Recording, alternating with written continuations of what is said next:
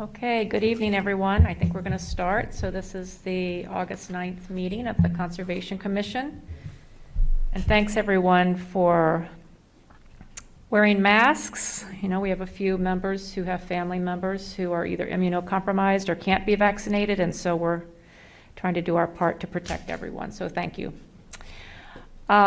So we're just going to jump right in. We have quite a bit on our agenda tonight, and we have two visitors for two different items. And so we're going to start with Sylvia and Cam on the wetland zoning ordinance, which I think you guys are working on with the planning board, correct? So I'll let you guys, I guess, give us an update. Sure. And I guess, we have new board members, so is it helpful if we do introductions? Do you guys know everybody, or? I don't believe I do. Hi, my name's Cam Perlman. Do you want us to the mic? Yeah, that would actually be great, just because we have people potentially watching on television.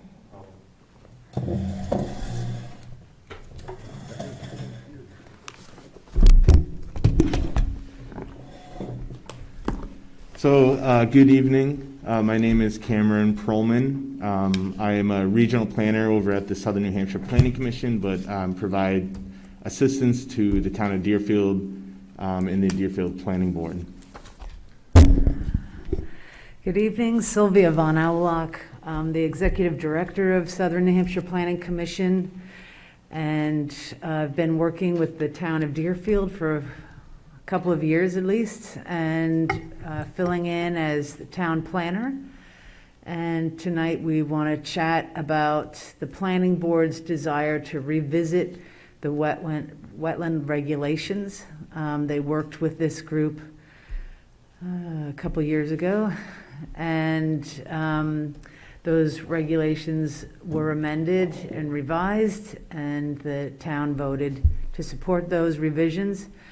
The planning board since has rethought some of those new regulations. I think, hindsight's always 20/20, and they maybe thought that they hadn't gone as far as they did in the revisions, and would like to reconsider some of those revisions. And so we're looking at those regulations. Cam and I have been looking at regulations across the state in different communities. Back when we had started this, I know this group had looked at multiple neighboring communities and their boundaries, their buffers, the like, in working out what is there now. So. And I know Kim has some copies for everyone. So what I'm passing out are just some notes from a discussion that Sylvia and I had with Rick Pelletier. Thanks, Cam. An informal discussion that we brought these notes to the planning board. What we have highlighted in purple are kind of, yes, no problem, the outcome of our discussion with the planning board.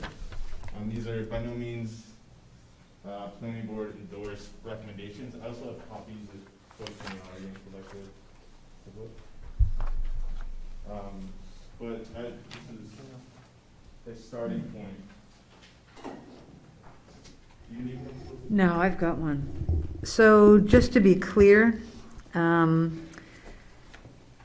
it began with number 5. So if you jump to number 5, we were provided this possible revision.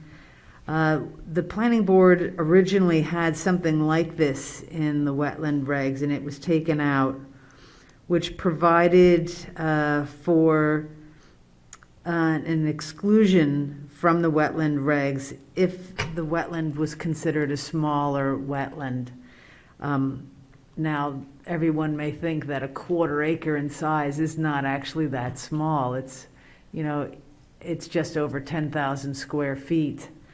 In fact, in looking across the state, there are a variety of these sorts of exclusions, and it ranges anywhere from 2,000 square feet up to an acre in size.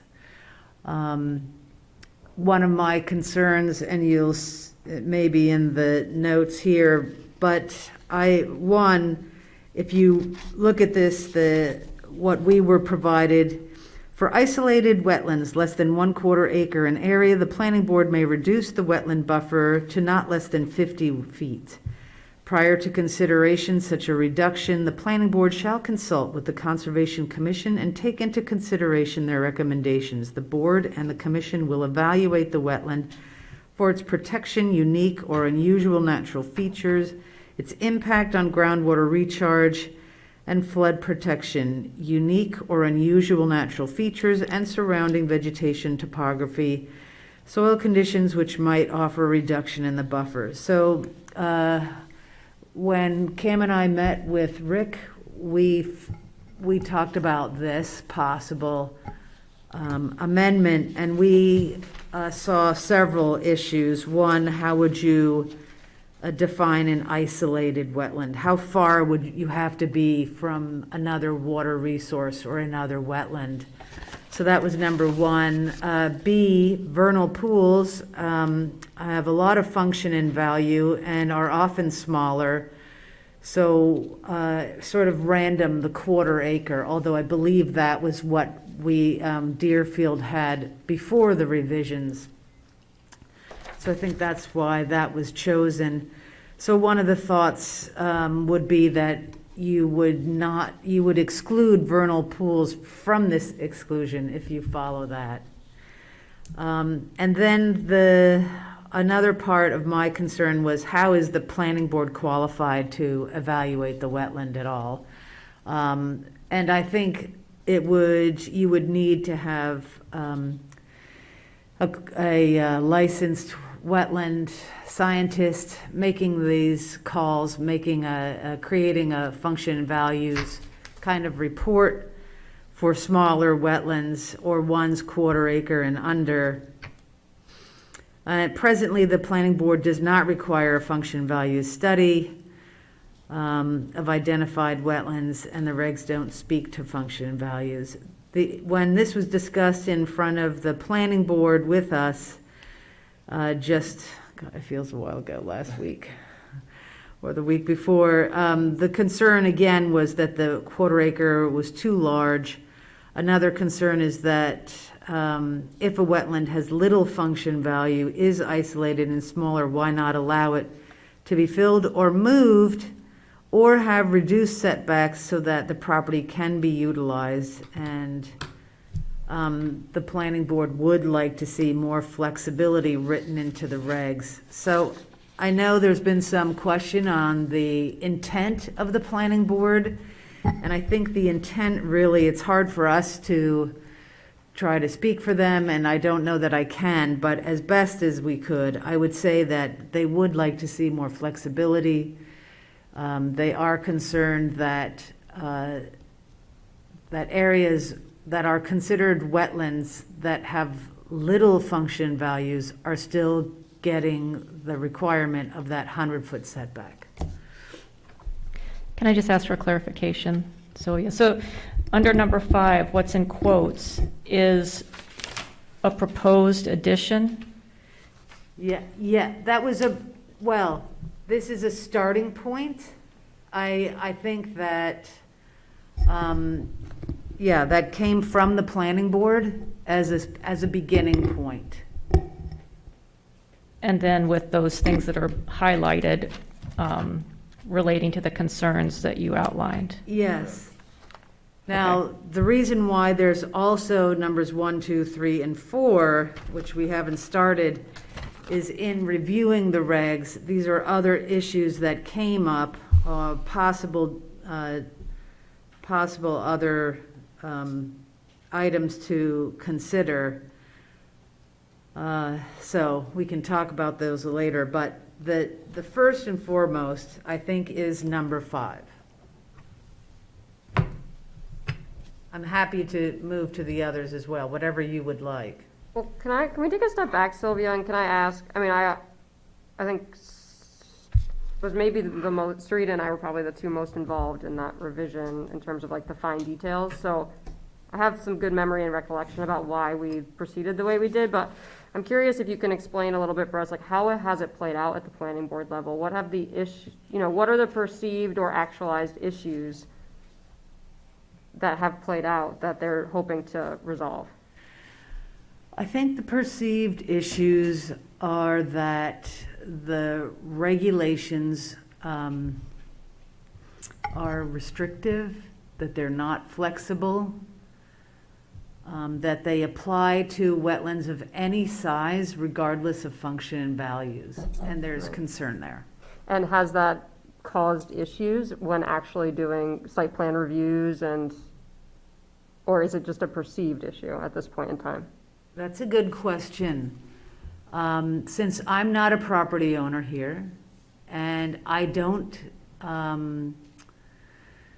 have to answer or get back to every property owner that comes into the office, I can't answer that. Yeah. I don't know for Rick. I think Rick has certainly had people come in who want to, this is why we brought in number 2, for example. There are people who would like to just have a deck, an additional deck, or a shed, and they want to put it evidently, a little bit away from their house, or if it's a deck on their house and they're already close to a wetland, they cannot do it. And so that's why we've recommended this sort of allowance.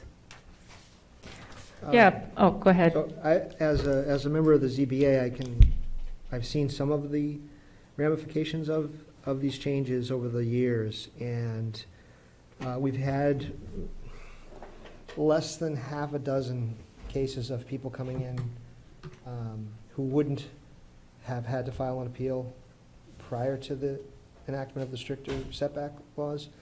And I think the concern I have with things like the sheds is typically that's what it is somebody wants to put in a garage or a shed, and the way their property is structured, it ends up being in the setback. And then the things that go in those sheds are gas-powered lawnmowers and tractors and leaky motorcycles and cars that then, there's a reason that the setback is there, and the sheds are one of the big reasons that it's there.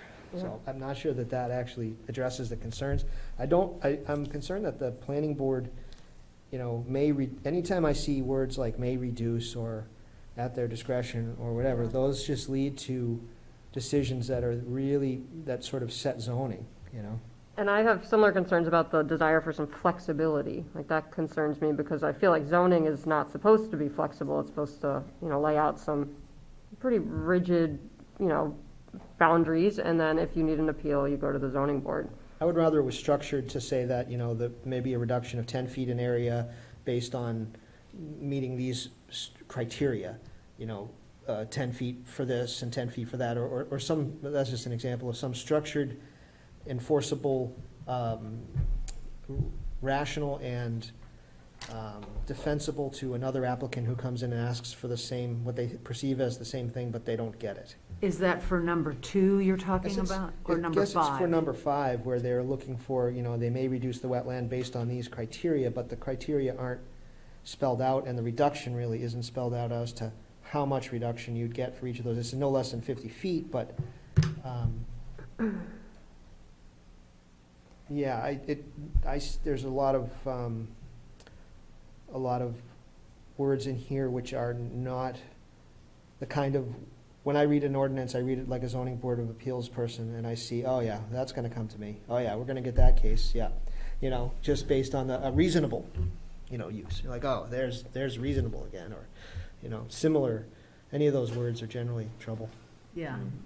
And I guess to Haley's point, I would like to see some real data, from Rick or, from the building inspector or the planning board about actual, as Haley said, actualized or realized cases where in the past year or year and a half, however long it's been, that this is on the books, that this has been an issue and why. And I'll just add, in thinking back to when we first worked on this, and, obviously we can't go back in time, but we had we did evaluate the different types of wetland ordinance and, how we might revise and how that might be structured. And, there are towns that take a tiered approach, right? So looking at either size of wetland and function and value and setting different buffers or, distances beyond the defined wetland for different levels of, permitted and not permitted uses. So there are towns that take that approach. And we intentionally collectively chose not to take that approach because we wanted to, kind of relieve some of the burden on landowners to go through the process of, going through a functions and values assessment or an ecological assessment with a professional. So, in our minds at the time of development, this kept things very simple because the goal ultimately is to keep negative impacts from occurring in or adjacent to wetlands. And so having a 100-foot setback from all wetlands, was very clean, I think, in our minds, and very simple and straightforward. Now, when it comes to size, I have concern about the 1/4 acre. That feels very large to me. I have similar concerns to the ones you raised, Sylvia, about like the definition, what does it mean to be isolated? And I would definitely say like the planning board nor the Conservation Commission are qualified to make the assessments of functions and values that are outlined here. But I would just say, when it comes to smaller wetlands, I've said it a million times, but size has no reflection on function and value. So, very small wetlands can have very high value, very important functions. And it's not just the wetlands themselves, it's the upland area adjacent to the wetlands that play a role in important wildlife habitat, filtering nutrients, dealing with rainwater. So I think that if that is something that the planning board would like to pursue, I think it's going to require a complete overhaul of this ordinance to truly be one that gets at functions and values and is structured in a way that, has someone who's qualified, a qualified professional making those assessments.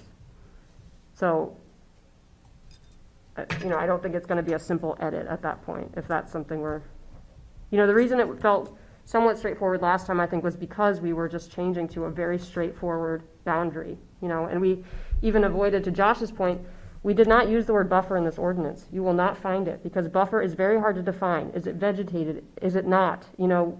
So it's not about that. It's about the defined wetland 100 feet beyond its parameters, or beyond its perimeter, and what you can and cannot do in that zone, right? So I think it's going to require more of an overhaul if we go down this road. And to that point, I think there was some discussion about having a subcommittee who would look at this with someone from the Conservation Commission sitting on that committee. Is that happening, or? It hasn't happened. I made a recommendation to the planning board 2 meetings ago that if, moving forward and if we were to develop recommendations for zoning amendments, that would be the case, of involving town staff and a member of the Conservation Commission, planning board. But it hasn't been established. Of course, the Conservation Commission would be notified if it had been. Great, thanks. Other questions? Yeah. I guess I'm reflecting your point, Sarita. The town voted pretty substantially in favor of this ordinance. And I'm just wondering if there's equally, what are the numbers that support this kind of pushback from the planning board? Is there any evidence that there's any sort of substantial dissatisfaction with the ordinance as it's been passed? We can't answer that. Just point of clarification, this would take another town vote to change, right? Yes. Yep. And just, I guess, to the point of the planning board, at least my perception that the planning board, at least some members feel that they didn't understand what was being voted on. I think we spent a great deal of time going through that line by line with the planning board. We also, I think, did a fairly substantial effort at educating the public about what they were voting on. So I don't, I guess, accept the idea that the large number of people that voted in support of this didn't know what they were voting for. Yes? If I may add to Parts of New Hampshire have an incredibly well-informed electorate, and they do not vote, in my experience, not knowing what they're voting on. There's a lot of debate, a lot of discussion, and those votes that are taken are well-informed. Historically, in this town, zoning ordinances fail 3 times or 2 times before they're passed on the 3rd try.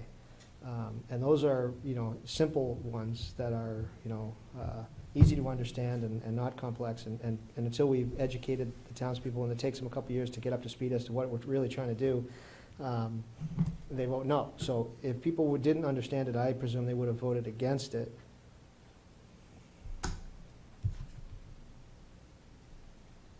Other questions or comments? If I can just add real quick. So, just to touch base on these others. Yeah, go ahead. Number 1 is simple, is to just add a definition to what is already used as a phrase in the regulations as low-impact accessory structures. So that's something that needs to be added. Is that the total of the definition is any detached accessory structure less than 200 square feet? So it could have electricity, water, be more, This doesn't have to be the definition. Okay. All I'm saying is, the phrase low-impact accessory structure used in the regs now. We don't have a definition of it. It would be good to have a definition of that. I'm hearing a variety of concerns about number 2, but the allowance for some sort of low-impact structure, again, whether that's a deck or garden-style structure. So that's also a concern, but also consideration. So Sylvia, can I clarify here? So what's in quotes in black was recommended by the planning board? No. No, recommended by you and Rick. I would just say, what, the use of the phrase recommended, we're putting forth Put forth. ideas. Sure, gotcha.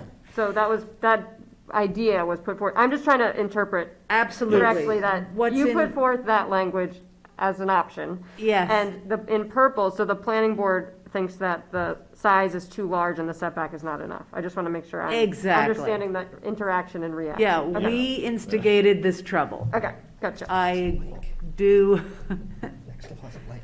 I will own it. And then number 3, we understood that there was 3 and 4, actually.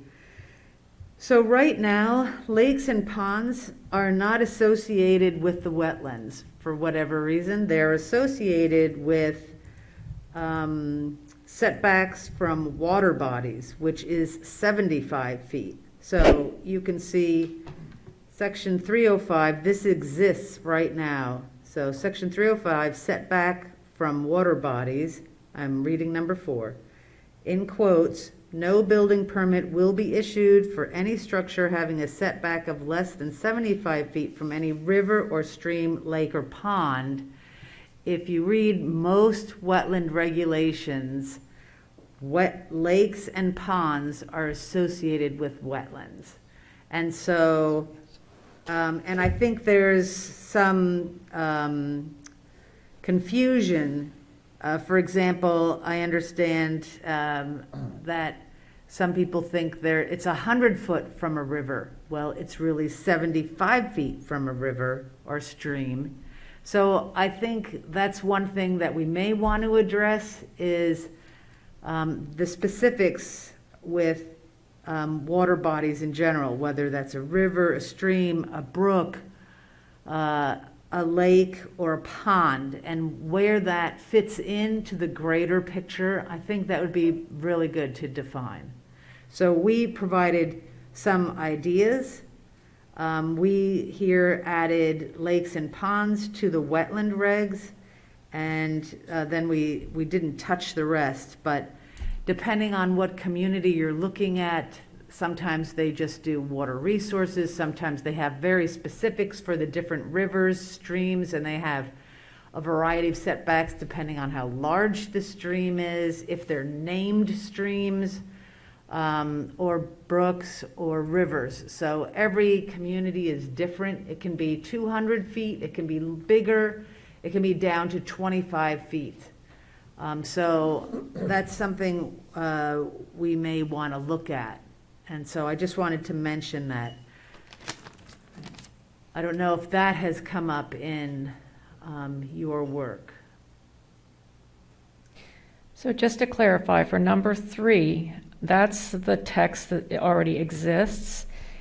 And the planning board is concerned about including lakes and ponds, although that is part of the definition that we used, which comes from the U.S. Army Corps of Engineers. Is that correct? No. The highlighted lakes and ponds is not, I believe it's not currently included in the wetlands definition.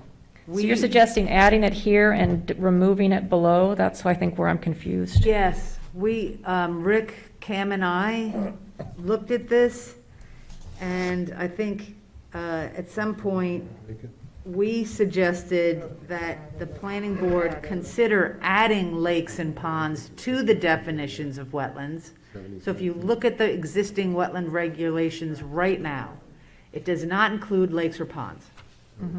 Well, that sentence says wetlands generally include but are not limited to. And so lakes and ponds are defined as wetlands, but my understanding is the reason they weren't outlined in the specific listing is because they're generally have some protection under the Shoreland Protection Act. And so I think are covered under a different level of regulation than our town regulations, although where more stringent, the town regulations would take precedent.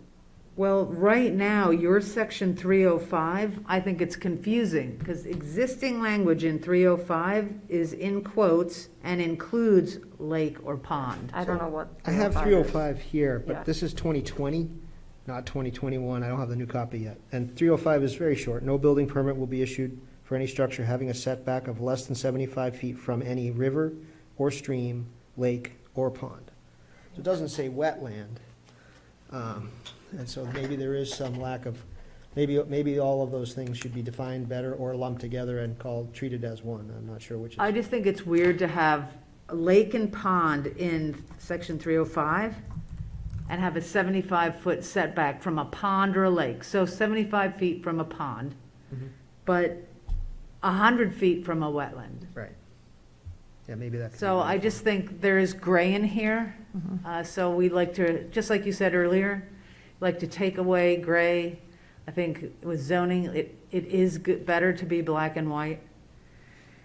Just some other things to consider.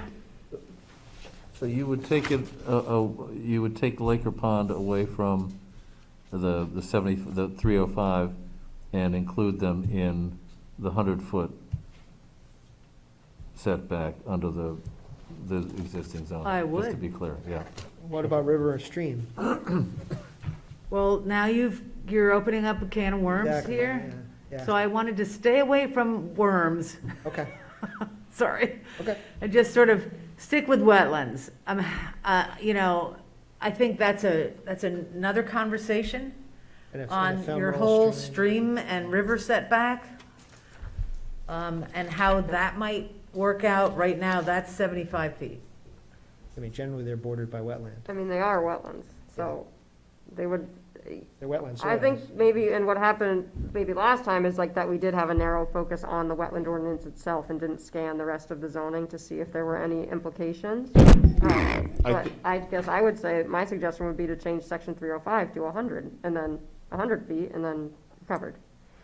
But, so that would be an option I would throw out there.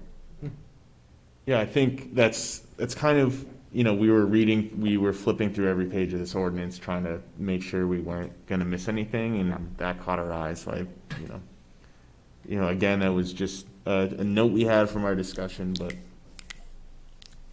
so. I Joanne? think I had the same question that you had for item number 5, which is, are all these changes supported by problems that have come up at the planning board where, I don't know, 10 people have had a problem with what the language that's in the warrant article that passed, or just whatever is the data, not only on number 5, but on every single one of them. If you think that a change is necessary, I'd just like to see how the data supports that.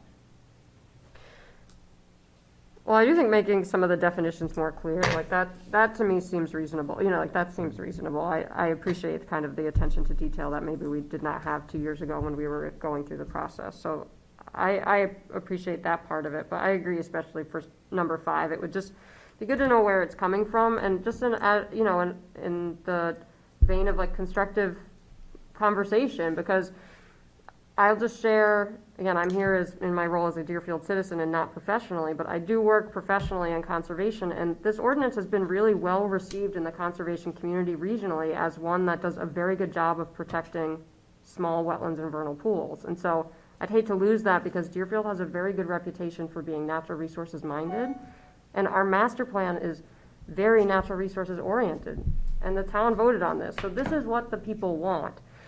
And if it's not working in practice, then that's one thing to be reevaluated. But if it seems to be working and doing a good job of protecting wetlands, and at the same time not thoroughly inconveniencing or making it impossible for people who own land in this town to do what they want to do on their properties, then it seems like we're solving a problem that might not exist. It would be my concern. But I would like to be a part of any I think would like to be a part of any constructive conversation, so we really appreciate you coming here and presenting it to us. It just would be helpful to have a little bit more information on what's driving it. Yeah, and so either we can, potentially attend a planning board meeting where this is discussed specifically, or someone from the planning board could come here and, talk with us about the actual issues that this is generating, and with some numbers. Or if this subcommittee is formed, I think Brian and Errol have both volunteered to serve as DCC reps on that committee. So we're certainly, obviously happy to continue the conversation. But, I think you've heard our concerns, which I assume you can report back to the planning board. I don't know if there are any, we have some other visitors, so we don't want this to run overly long, but if there are other concerns or questions, let's have those now. I was at the planning board, and my interpretation is that there is a perceived inflexibility with how landowners can use their land. And the planning board is open to opening up the opportunity to utilize land, whether it be close to the road, further back, move over here because there's wetland over there. There was no data to back anything up. It was more conjecture and just like a general inflexibility. And I made a comment and commented back about not wanting people to do anything with their land or not having anything built in Deerfield. And it's not really what I was saying. So it's a perceived inflexibility over number 5 that is limiting the opportunity to build on land in Deerfield. Again, I would just say from my perspective, if that's the case, that's not the intent. The intent here is to really protect important natural resources. And, do I think that could possibly be done with a lesser, I'll use the word buffer, even though just for the sake of calling it that, with a smaller buffer around some wetlands, depending on, their functions, values, their size, their definition, their classification, potentially. But if we're going to go down that road, again, I think it needs to be a much more well thought out process and overhaul than exists here. If you look at towns I've read a lot of regulations, and I happen to be married to someone who reads a lot of regulations, wetland regulations specifically. And if you look at other towns, they're much more comprehensive and detailed than Deerfield's. It's clear they, had some professional help in guiding and developing those. So we're working from a pretty simple baseline and have been working from a pretty simple baseline. And if we want a more complicated ordinance, I think we're going to have to invest a lot of time into developing it. But again, part of as Haley, said probably better than I will say again, is that part of that simplicity was intentional to try and reduce the onerous, the burden on landowners to have to hire a professional, for example, to determine whether the wetland in consideration has, a particular set of functions, or what those particular set of functions are. So it's not that we didn't consider going more complicated. I think we did have that conversation. So anyway, Having attended the planning board session as Mr. Adams did, I think there was a lot of really fear. There weren't a lot of specifics. The example that kept being brought up was, that there are parcels of land that, but for this change in regulation, would be buildable. And this is a building issue rather than more of a building issue than a existing homeowner issue, as it was brought up by the planning board. So one of the issues here may be people who have purchased land prior to the zoning change and are affected by it. But I don't know how, large a number that is. I don't know how real it is or how not real it is. So. well, I think that's where the planning board could gather some of that information and bring that to to the committee or to us or to a larger conversation. Is that something that the town, Avatar, who's the folks that do the mapping, could look at what affected, statistically, you could look at all the lots, all the parcels in town and look at, come up with a percentage of acres that were lost to potential subdivision by this ordinance? Sort of a planning question, I suspect, because that's what would involve overlays and all kinds of things. But you could get a rough, I'm not talking to the, to the acre, but you get somebody, did this affect 2% of the undeveloped land in Deerfield or 80%?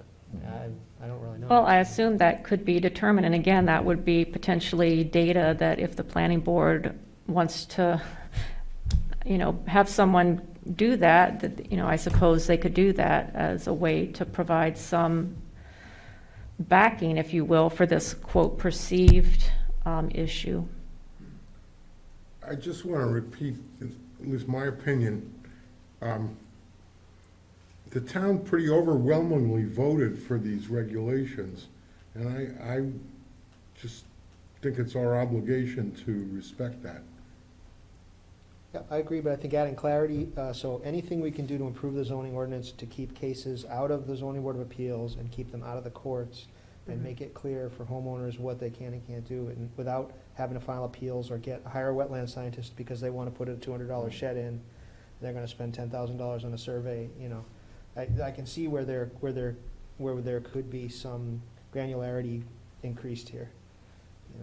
Not necessarily rolling back the regulations, but making them clearer. I agree. And so for that reason, number 5 is like the major concern for me.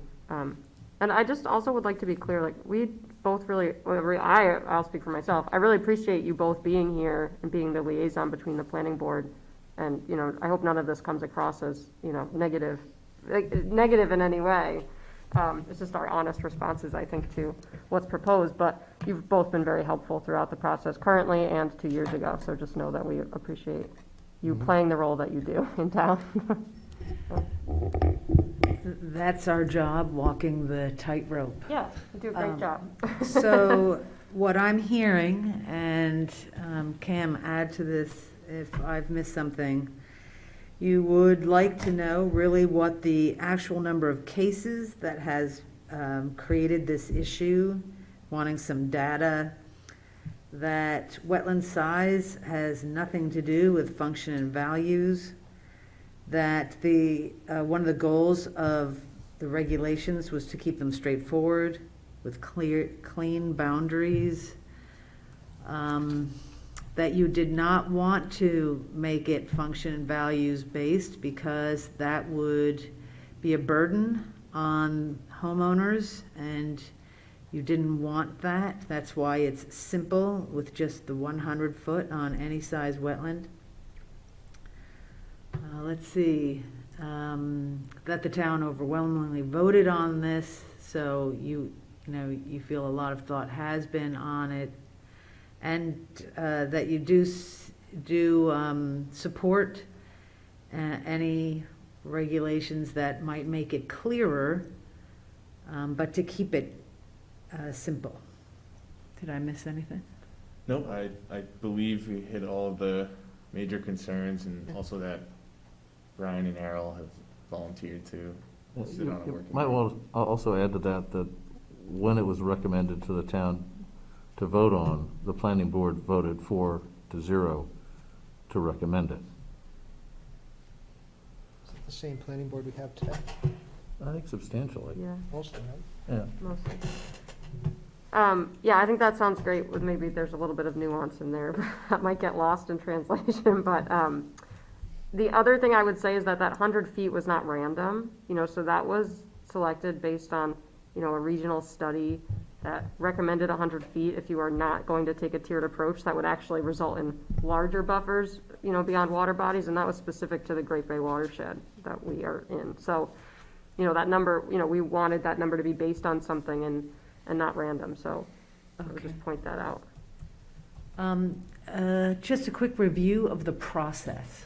So whether future homeowner is viewing this, or it's just for the benefit of those here in the room.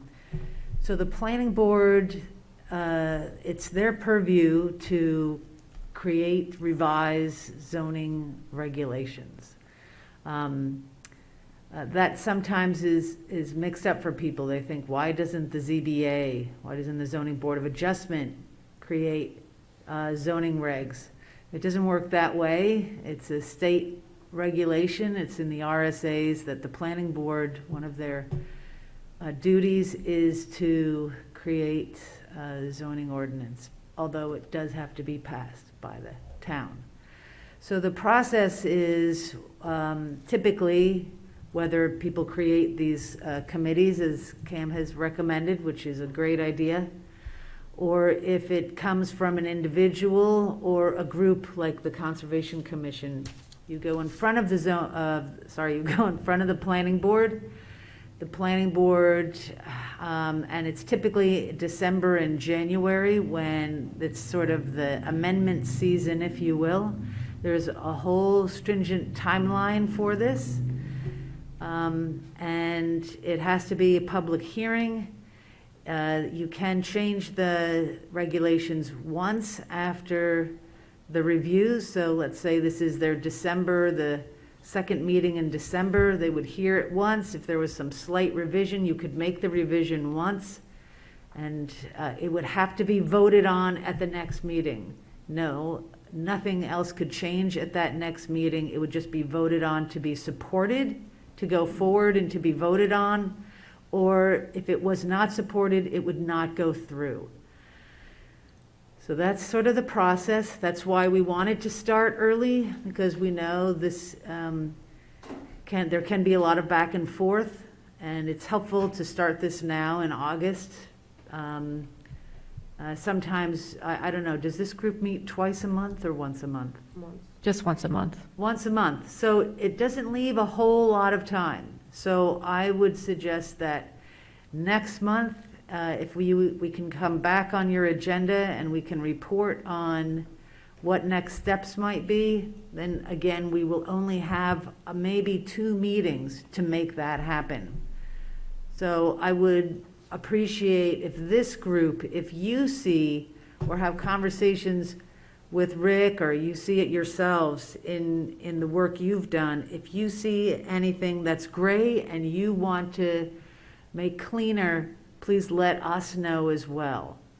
So that would be great. So when is your next meeting? September? So it's always the second Monday of the month, so I'll just, September 13th. All right.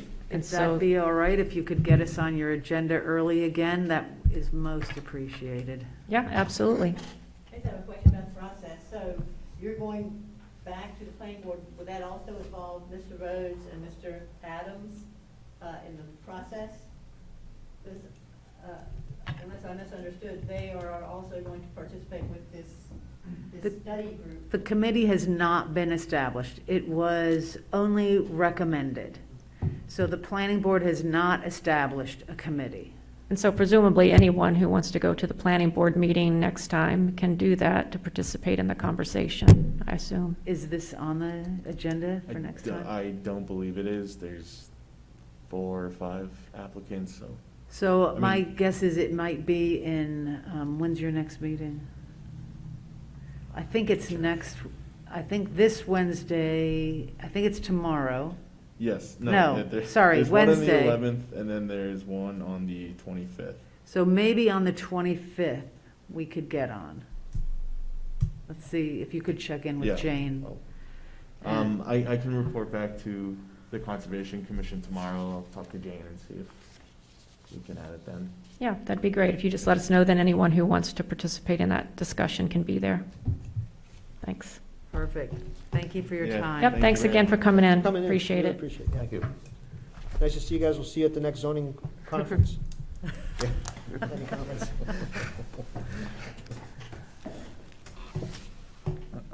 Okay, so we're going to move right along here. We actually have an addition to our agenda. And since it involves Al, who's visiting, we're going to put him up next. So Al Yeager has a parcel that he would like to talk with us about. And do you want to, could you use could you either sit back there or use this microphone so that we can all hear you?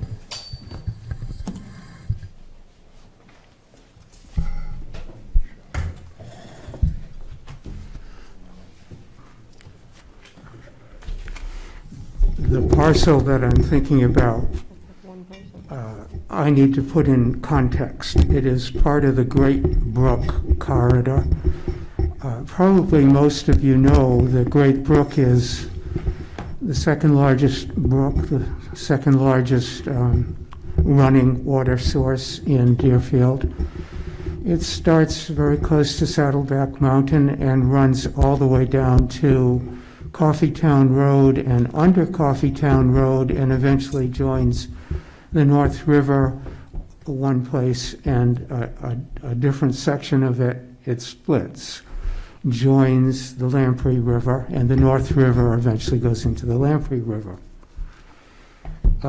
So the Great Brook Trail starts at Harvey Road and runs down to Coffeetown Road, almost 4 miles, over 7 private parcels of land. It almost, on the other side, gets to Mount Pawtuckaway, and it almost, on the northwest end, gets to Saddleback Mountain in terms of land which is protected in conservation easement. The piece of land that I'm concerned about is at the northwest end, close to Saddleback Mountain. It's 10.5 acres. It's for sale with Caldwell Bankers. I happen to know the owner, just by luck. It's $250,000 for this only 10.5 acres, but it is the only piece that's missing between Saddleback and almost all the way down to Pawtuckaway. It's not a terrifically valuable piece of land in my estimation for its conservation value in itself, but its connectivity is what I'm concerned about. So I'm here to ask if you care about that, if there's anything that you can do to help me. Also, I should say that I have been on the Board of Trustees for Bearpaw Regional Greenways for 25 years, and that I'm still in the Land Committee. So I'm talking with them at the same time. I have been negotiating with the landowners. They've come down quite a bit. They may come down more. They're delaying the sale for a while for a good cause. Is this something that the Deerfield Conservation Commission could be concerned about? So can I clarify one thing, Al? Oh, Yeah, it's me, sorry. Sarita.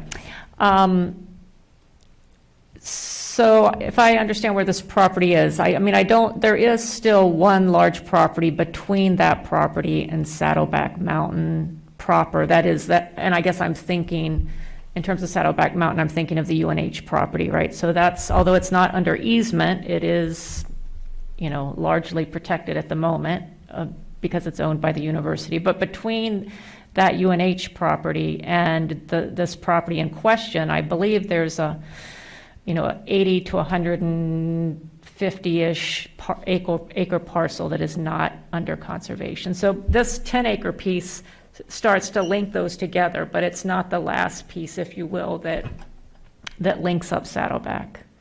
are you talking about, well, I don't understand. I think there is a parcel of 180 acres on both sides of Route 43, which belongs to the Hogue family, which makes the connection to Saddleback, and then to another parcel, and then to this. And Yeah, but I both of checked with Bear Paw, and that parcel is not under conservation at the moment, Which parcel is that? the Hogue property. Oh, So anyway, it's just, I just wanted to clarify what you said, because I don't think this is the last piece that's not protected. I mean, it is certainly a chunk in that line, and, it would be one, connector to that next inline property, but I just wanted to clarify that larger piece still isn't under conservation. And so, I would be interested, I guess just speaking for myself, to have a larger conversation about whether there couldn't be a larger project that involved multiple properties, like happened with the Great Brook Corridor project, 25 or 30 years ago, whenever that was. 1991. And I guess I just wonder if Bear Paw is thinking about a project that would be larger than 10 acres that would involve, getting not just, potential support from this body and, from the Conservation Fund, but also through grants and whatnot. Yes, Bear Paw is working on that. Bear Paw is also working on conservation buyers. Bear Paw has 3 big parcels right now that they're concerned about, so it's hard to concentrate on any one and get a conservation buyer or 2 or 3 conservation buyers to concentrate on which piece they want to focus on. I could tell you the others, but that doesn't matter, I guess. I didn't realize that the Hogue property is not in conservation easement because there are markers on the land, on the boundaries that say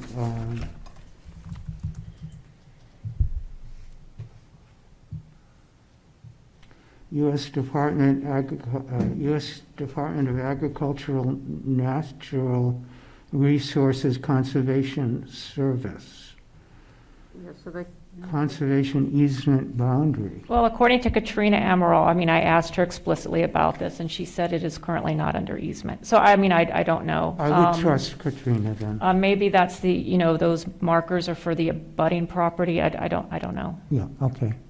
Sorry, I No, that's fine. I just wanted to make sure we're really clear, on what is and what isn't protected, so we can have an informed conversation. because that would be a question for me, Al, I think just based on the size of the parcel. I imagine Bear Paw might feel similarly, it's difficult to take on a 10-acre parcel, just in terms of like the cost for stewardship and management and, weighing that with the potential benefits in terms of whether it's habitat or ecosystem services or recreation. So, but to your point, I think where the role, I don't have any maps or anything about it, but the potential role it plays as a connector is a good one. So I imagine especially if Bear Paw was interested in coming to the table and having a larger project of sorts, I imagine we'd be interested in playing some role, as small as it might be, given our limited conservation fund, but Yeah. some role, yeah. I would also say that it merits some investigation, because I know that there are are properties that have those markers on them that are actually not under easement yet.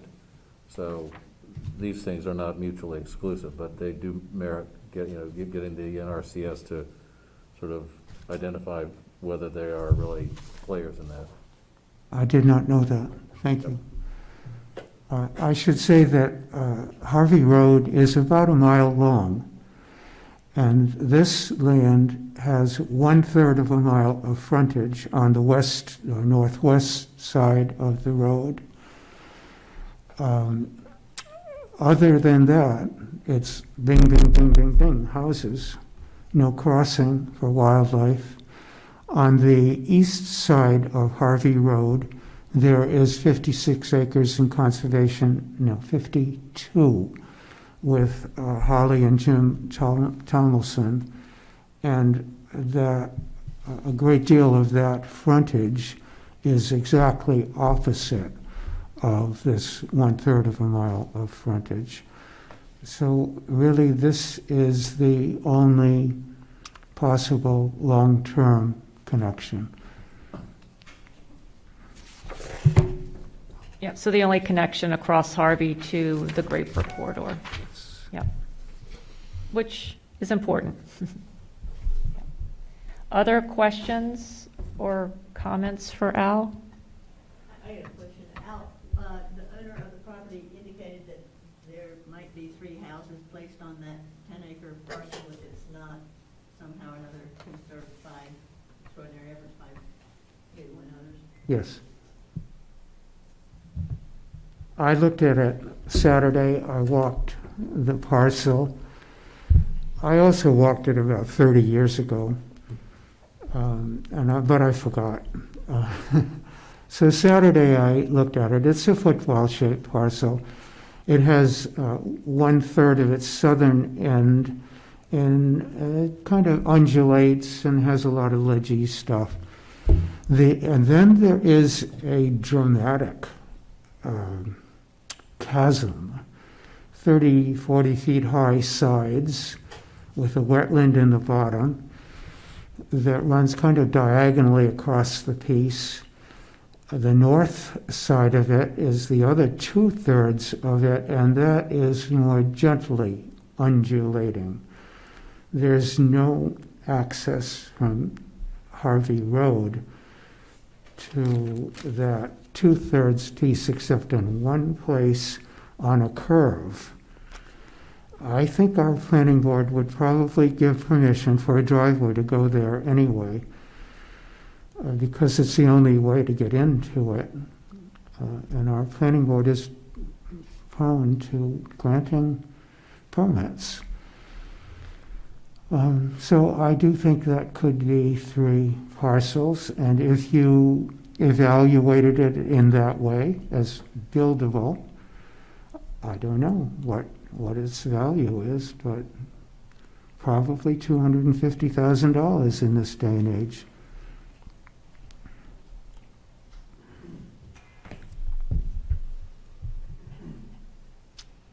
Okay, well, I mean, unless there are other questions or comments, first of all, Al, thanks for coming and introducing us to the idea. I think as with any new project, it's something that we have to think about, obviously. Again, I think to the extent that there could be a consideration of a larger project, I would, that would be a welcome conversation. I don't know what the likelihood or, possibility of that might be, but.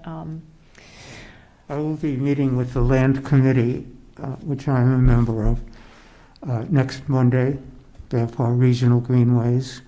We talked about it last month. We'll talk about it again.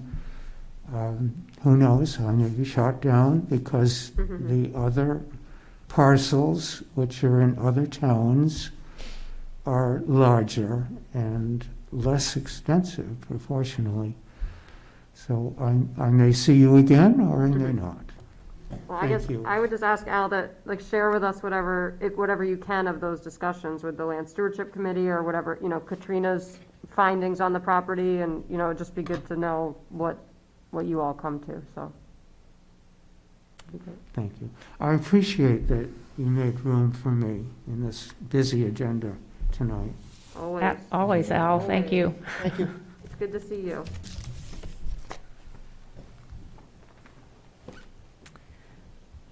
Okay, so I think from there, we'll just go down our list as we normally do. Some of these are going to be quick because we just have quick updates. So we did have scheduled Mark West this evening. He is not coming now. I think Judy sent an email out to all of you. This was regarding the McCarran Road subdivision.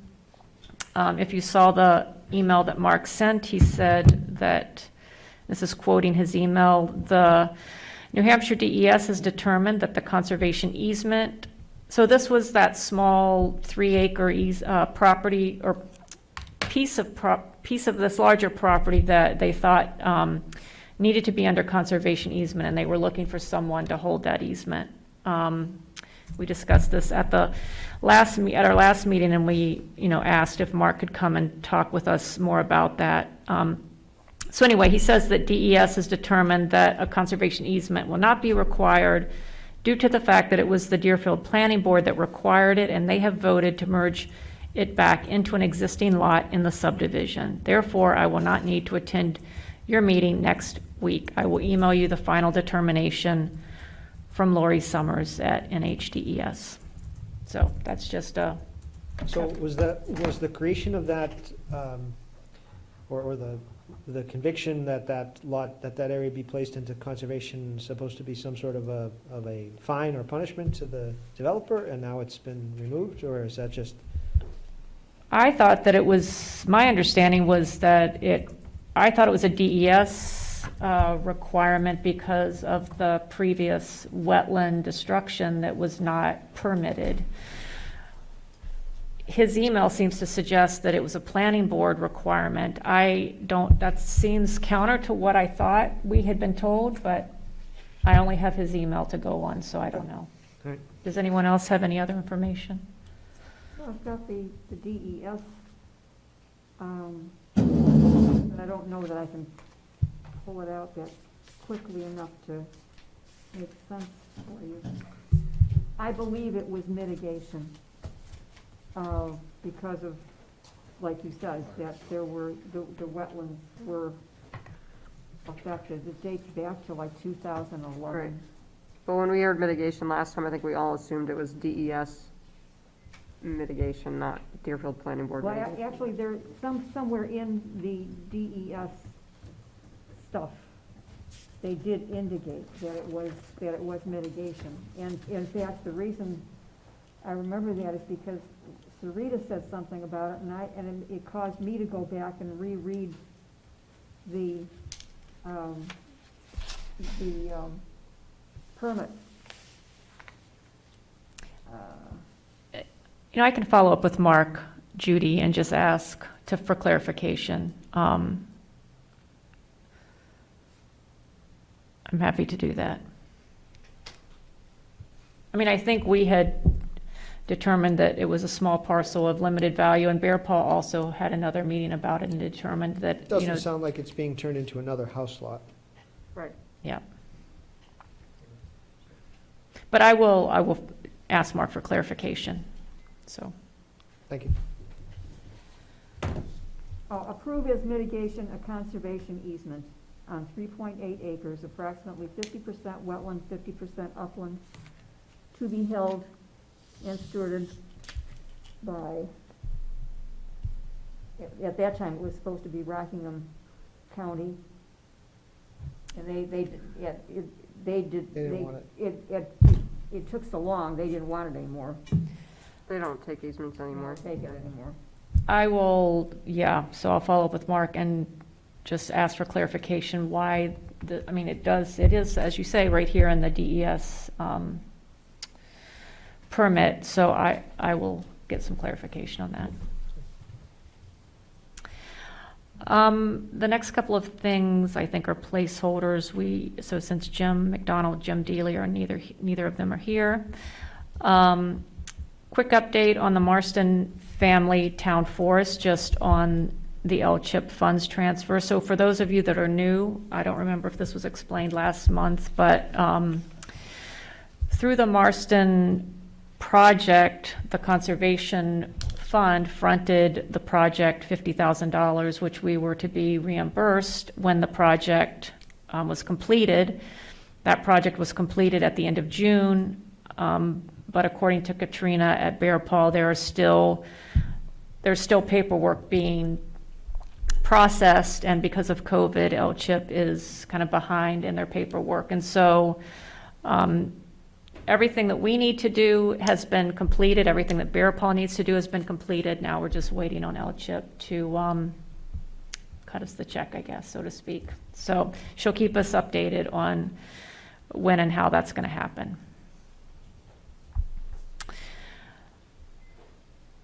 The pending projects listed, numbers 38 through 41. I have not gotten an update from Bear Paw, and I think we're just waiting really to hear from Katrina on whether and if any of these are moving forward. Actually, number 41 is the project we just talked about with Al, but number 38 through 40, we're just waiting for Katrina to have time to come back and talk with us in more detail about those. My sense is that they are getting lots and lots of requests for projects and are a little bit overwhelmed with that at the moment.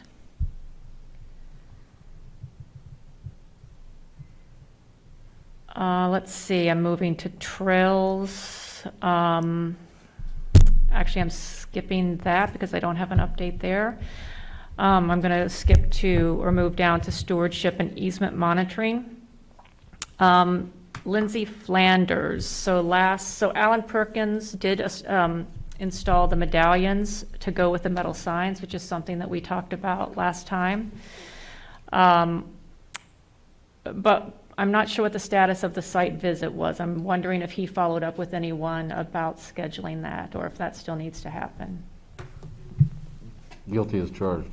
What's that? Guilty as charged. Okay. I don't think we were able to get together, I think. Oh, I think we just fell into like a tragedy of the commons here. It's very, we just need one person to be the point person, I think, because we're all like, we're free, we're free, we're free. We were So- gonna go look at it, I think. Yeah, and I You was went on away. vacation. I was away. He's my excuse. Could one of you follow up with Alan and just see if you can schedule a time and then let the rest of us know? You want to get in touch, let me know when. Okay, I'll follow up. Great, thanks, Errol. And if there does happen to be a quorum, Oh. please let me know so I can post it. We can As Alan, I meant to get in touch with Alan Perkins, right? Yeah. Okay, so that wouldn't be a quorum, and two is not a quorum, is it? Oh, you've got 7, so it'd be 4. I mean, if 4 of us go, Oh, with then- 4 of us, oh, yeah, absolutely, Well, yeah. We're not going to exclude anybody. If people want to go and we have a quorum, then I guess it's a meeting. We'll have to Yeah, post it. absolutely, It'll yeah. have to be Well, posted. we will advise you. Yeah, so if you come up with a date, let us all know. We can let you know if we're going to go, and then we can let Judy know if there's going to be a quorum and if we need to post the meeting. I don't attend when there are site visits and such, so somebody scribble some Take notes. notes. Okay. Errol, if you need me to resend the email from Alan, I'm happy to do And that. his coordinates are on that? Yeah, Okay, please. yep. I will do that.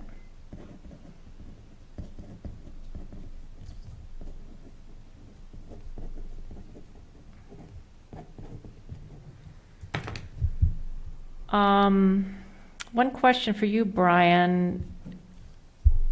I'm feeling like you were going to buy game cameras, I or, have game cameras, okay. locks, batteries, SIM cards. And should we reach out to Alan about installing those? Was that, I don't remember how that was, I will do that. okay. Done. So I'll put you on the email from Alan, and then perhaps you could follow up with him about the cameras? Mhm. Okay, great.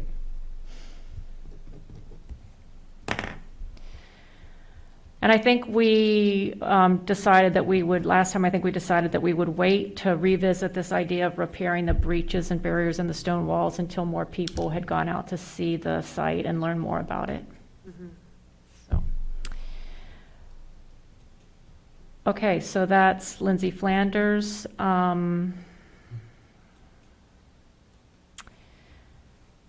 Geddes. I don't remember Judy, how did we leave that last Judy time? Roberts and someone else had contacted us about excavation. Yeah, I just don't remember how we left that at the last meeting. There wasn't any more information. I don't know, I feel like Errol was gonna drive by, but maybe I'm just thinking of something I else. think Where was this? that was a different The one. Getty's. Oh, that was a different one, Adams okay. Road, Adams Hill and Nottingham Roads. Was that Well- West that was gonna go by, though? I thought it was West that was gonna go by. Yeah, I don't think I volunteered for that. No, that's I was another gonna go one. by the, That's the other person. Oh, other place by, yeah, the horse farm. Birch across Road, from but that. I did and they weren't home, so Yeah, we'll get to that in a minute. Hang on to that. No, that's fine. Okay, it sounds like I need to follow up then with Andy about that. It looks like I dropped the ball on that one. I think someone had, either Errol or Wes had said that the Getty's property was no longer Melinda Getty's. I think I may have been mistaken about that, but I'll reconfirm. This is- I guess the, Oh, I had mentioned that I know that this is Melinda Getty's, right? yeah, Yeah, I know that she had sold property. I think I just mentioned that. she had quite a bit. She's Yeah. got quite a few lots, so, I think she's removed to Fremont in oh, her entirety. okay. Yeah. And it could be that the But I think it was just, town records are not updated yet. Usually if there's a deed change, those are changed monthly. yeah. It's in Avatar. I don't know if it was just her, her house that she left and the other properties that she still holds on to, but I know she's out of town.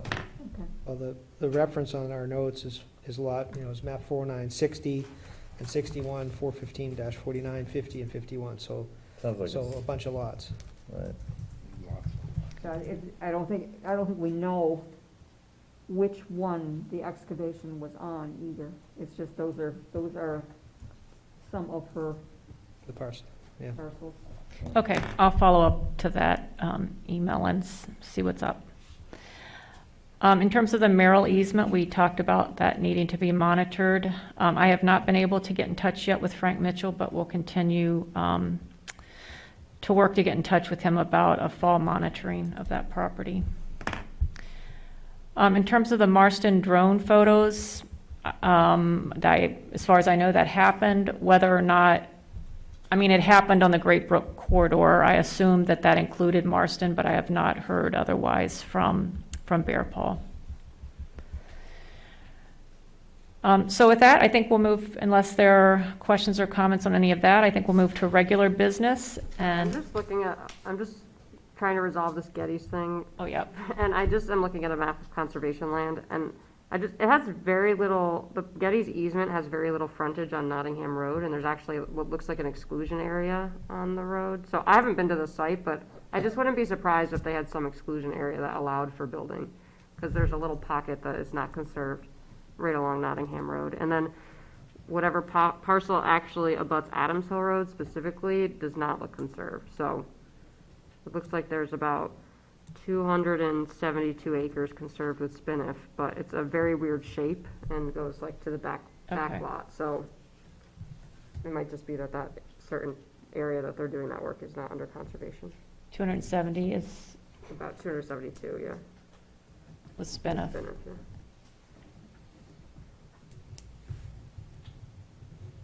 Okay, thanks. That's helpful.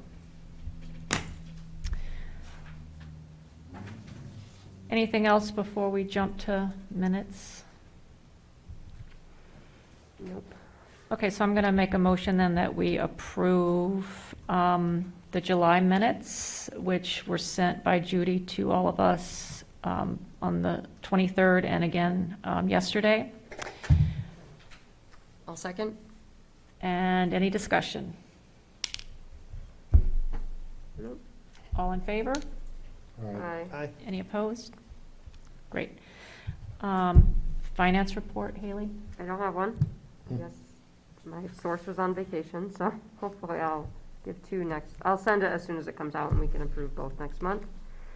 And then the only other order of business under finance was that, we got a request from the town to submit our proposed budget for fiscal year 2022. So we went ahead and did that based on what we proposed last year, or I went ahead and did that based on what was proposed for last year's budget, which ended up not passing and going to the default budget, which it has the last few years. But, you know, to that point, it is an order, you know, a point of discussion, and I'm not sure, Judy, do we normally vote on the proposed budget before finalizing with the town? Yes, as a commission. So I sent that around earlier, and I did print out copies. I apologize, I didn't bring them. They're sitting on my desk, but, yeah, so I don't know if anyone had a chance to look at it, but basically the budget that we proposed for 2022, or that I'd like to see proposed for 2022, is the same as last year, with the exception that there's a slight increase in our line item for our part-time secretary. And that's based on the fact that a couple of years ago, you know, a parity issue was raised in town where Judy was brought up to the well-deserved hourly rate of some other board secretaries in town, as she should be. And unfortunately, we haven't been able to pass the budget to get that line item up to the amount to actually cover that. So far, that's been fine because our total budget, you know, we often have money left over in legal services or other line items that we can pull from, but it would be nice to see that amount fully accounted for in that line item. So I'm not sure how much more detail we need to go over in terms of, do I need to go line by line? This is all new to me, this process, so. Yeah, I mean, it seems early to me, and, Yeah, I didn't have a chance to look at it. yeah, so we can discuss it next I mean, time. Does that I don't work? know when the final budget is due to the town. Does anyone? Oh, let's see, John's gonna want it by like September. so- I have to go to the Board of Selectmen on, give me a second. I think before our September meeting. Yeah, he's gonna want it. So that's kind of the problem, is that we're not gonna have, and I'll say, we didn't have a meeting in between the time where the draft was requested and needed to be submitted either. So, again, as a new I may be, you know, next year, if I'm still doing this thing and no one else wants to, I'll bring it up earlier, but without having gone through the process before, here we are. Well, it's So, also the case that we just heard from John That's what I between mean. last meeting and this meeting that the budgets were due, and so, And now we don't have another meeting before being able to. So we had the same issue on the Heritage Commission, and it was relatively short notice. We simply had, I guess, various email correspondence and agreed to do it by unanimous consent. It's a much smaller budget than yours, and we will confirm that at our next meeting. But you cannot We can't vote. make a decision. So the zoning board of appeals Yeah. budget doesn't even come up for vote. It's prepared by the chair in concert with the town manager. So he sends me the spreadsheet, I would look at it and go, oh, we have to give Jane, we're gonna vote for a raise for Jane, and we're gonna do this, and I Right. know that, and I know we're never gonna get the budget anyway, because it's not gonna pass, so, you know. yeah, I mean, I'm certainly happy to vote tonight, but I've seen the same budget now for 4 or 5 years, Yeah, however, exactly. because, you know, they don't pass. So, I mean, if people are, you know, we've always voted, maybe it's not necessary, we've just always done it, I guess, to be on the safe side or whatever. I mean, I'm happy to take a vote tonight if people are comfortable with that. If people aren't comfortable with that, then we can, you know, do some other mechanism, but I'm not sure, how would we vote on it? we normally just make a motion that we're going to approve the proposed budget that was submitted. I'd make that motion. Okay, I'll second it. Is there any discussion on any of the other pieces in here? There's on the agenda, there's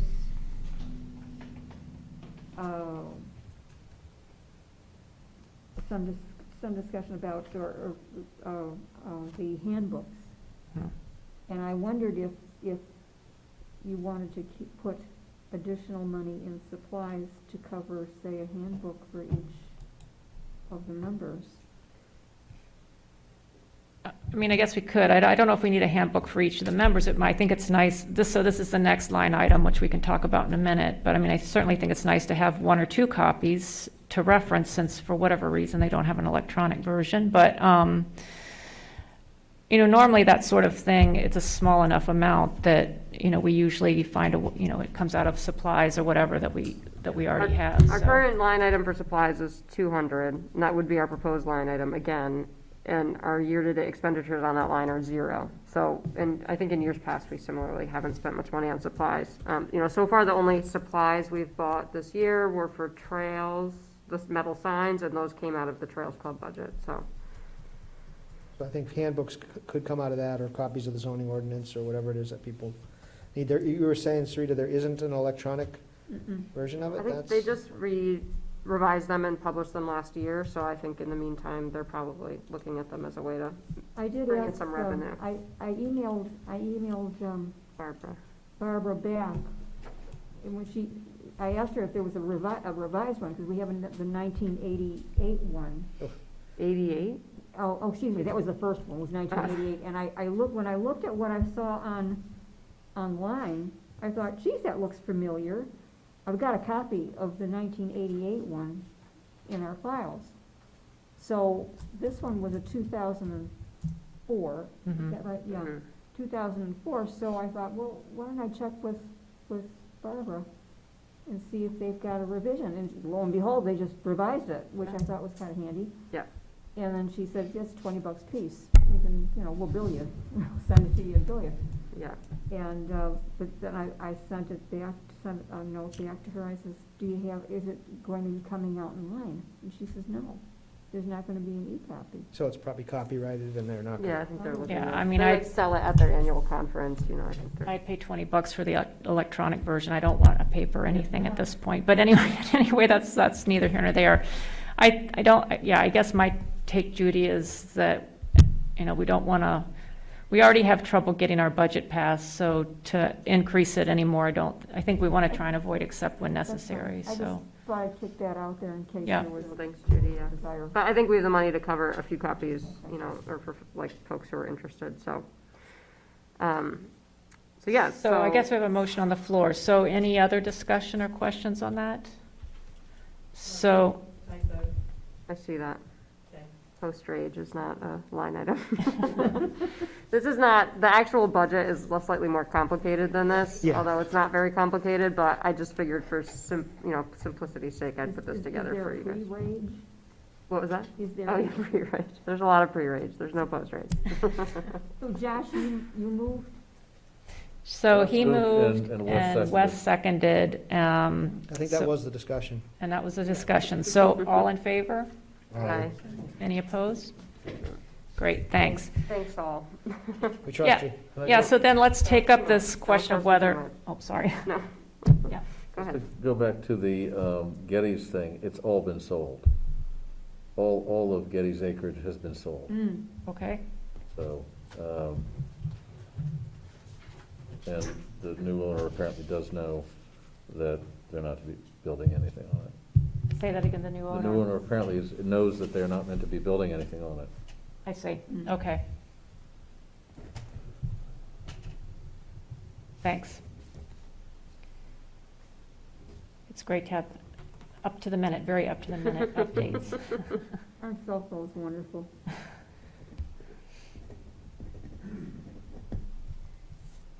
Okay.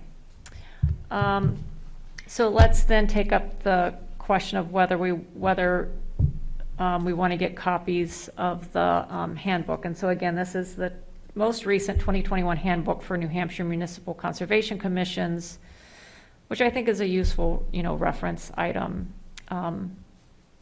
I personally think it would be good to have at least one copy so that we can reference it. I don't personally want a paper copy, but if others would like their own copy, we can discuss how many copies we should Looking consider. through that 2004 copy, I was willing to buy my own.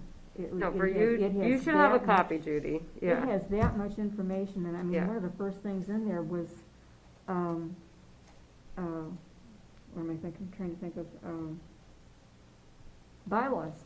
I mean, it goes into what the planning board does, into wetlands, into all the wetland regs and the permit requirements. And that was the one thing I was concerned about, sending out the 2004, Right, it's outdated, yeah. because things No, I absolutely think we should have at least one for you as a reference for the whole commission, and then, if we think we need more than that, we can have that discussion. I'd like to have one to borrow, not necessarily own or store on my bookshelf. if it So was- maybe we could have We two could have it- copies, yeah, one we for could pass it around. loaning and, That's a good idea. Well, let's get two to start, and then if it's really valuable, we can get another one. Judy, and then you'll have one that's I'll just have- yours. Yeah, I can and- have one to yeah. reference and then. So do you want to work with Barbara to request, or they're going to send an Yeah, invoice? Yeah. Sure. so I'll make I'm a, happy to. You let me know, Judy, how you want to do. She said she'd invoice, Perfect. so I told her that, we'd take it up at the next meeting. Okay. So I'll just email her back and say, please send it out. I'll have her send it to my home. Great. I'll bring it next meeting. Sounds good. I'll hand you the invoice. Great, it'll be my first one, so see how it goes. so do we need to vote on this? I don't know. I don't know, We need the Eric, handbook to Eric go. always had us vote on these things. I don't All know right, if it's, let's vote I don't on know it. if it's Two required or copies. not. I'd move we buy 2 copies of the latest edition of the handbook. I'll second it. You can second. All in favor? Aye. I think it's unanimous, That's good practice for any purchase, I guess, I Yeah. suppose. just to have it.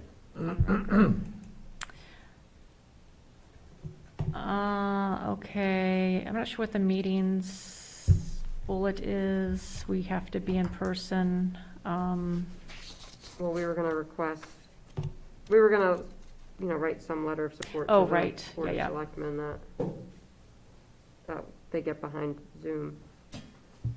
Yes, I was going to do that, and it's still on my to-do list, so I will add that to my to-do list again for this month. You saw, Eric's, Yeah, Yeah, yeah. other people have made the request, but we discussed also doing it from the Conservation Commission. It's a little bit tricky, I think, because the mindset is that that would just be Zoom. And I think this is actually, I'm not sure that a lot of people are doing it or have done it, but the idea is actually for there to be a hybrid, so that the commissions, because I think it's been, I don't know if it's been litigated, but it's been certainly discussed, that the commissions ought to meet, the bodies ought to meet in person. right, Yep, The legislative body, so to speak. right. But the push right now is to get Zoom in order to get the populace involved, Right. the citizenry involved. And it's no different than having people in the audience, except it makes it more, and I think people are having a hard time sort of Differentiating. thinking of it as a hybrid model. Right. There's also a technology issue, I guess, that is perceived by some. And it was particularly true in this room during the planning board meetings, because these mics weren't really that great, and it was separate from, it was done on the Southern New Hampshire Planning Board Zoom account. yes, there would absolutely have to be an upgrade in Yeah, so- technology that would be owned by the town and run by the town, and that people would have training to actually use it appropriately. I mean, yeah. But it's gonna be as easy as turning that switch on, too. That's, as a practical matter, that's how it's gotta work. Ideally, you'd have an actual screen back here, and it would have its own functionality, and there would, yeah, Yep. so, But it's extremely useful for the planning board, and I think even the chairman thought it, of having the maps available to everybody to see in that context, so it's interesting. yeah. Town of Falmouth, Maine just adopted new policies on, allowing the hybrid models. Yeah. And they have actually gone over to masking and to their board is now meeting in full Zoom. Hmm. They have stopped their in-person meetings temporarily, Because of the variant.